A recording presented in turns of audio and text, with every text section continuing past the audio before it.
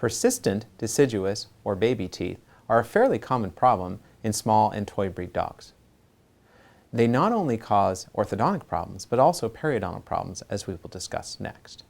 These should not be ignored and demand immediate attention. This is a diagram of your puppy before the adult tooth has erupted. Here's the adult tooth, here's the gingiva, here's the crown of the deciduous tooth, and here's the root. Normal replacement of the deciduous tooth with the adult tooth occurs because as the adult tooth grows in, it puts pressure on the apex of the puppy tooth, causing the root to be resorbed. As the adult tooth moves further and further in, the puppy tooth gets more and more resorbed. Eventually, you'll only see the cap of this tooth, and the adult tooth will come in, push the cap away, and take its spot.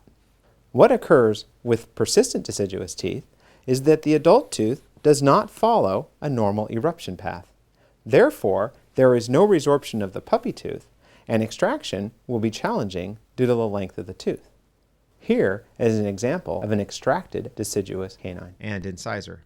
Note that the roots are 4 to 5 times as long as the crown. This is the proverbial tip of the iceberg. One problem that is caused by retained deciduous teeth is an orthodontic problem. As you can see in this photo, the adult tooth has been deflected into an abnormal position and is now affecting the palate.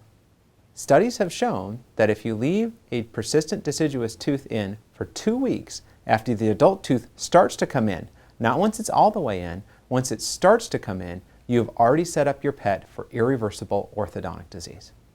The second and more significant problem that occurs secondary to persistent deciduous teeth is periodontal problems. So here's an example of your pet's gingiva.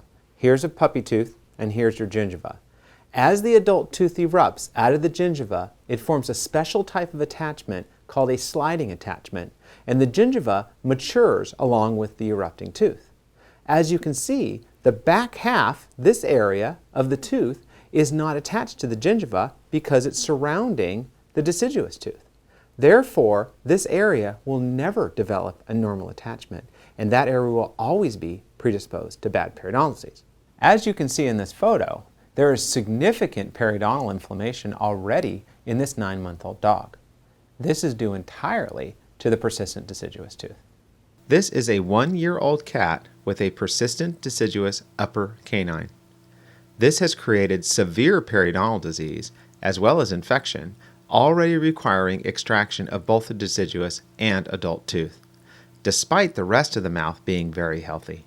As we showed in the beginning, the most common dogs to retain their teeth are small breed dogs. In addition, small breed dogs are the most prone to periodontal disease.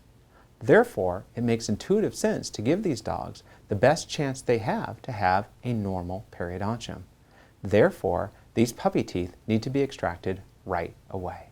Dental radiographs are critical for proper therapy of retained deciduous teeth. This is because there is usually some to much resorption of the roots, which results in weakening of the tooth. In this radiograph of a retained maxillary canine, you can see the area of resorption right at the gum line as indicated by the red arrow. This will greatly increase the chance of fracture. Note that the root is normal and has an intact root canal system, so a complete extraction is necessary. This information will help your vet avoid leaving a painful tooth root behind. However, in this case, the root is completely resorbed, and this makes extraction very easy.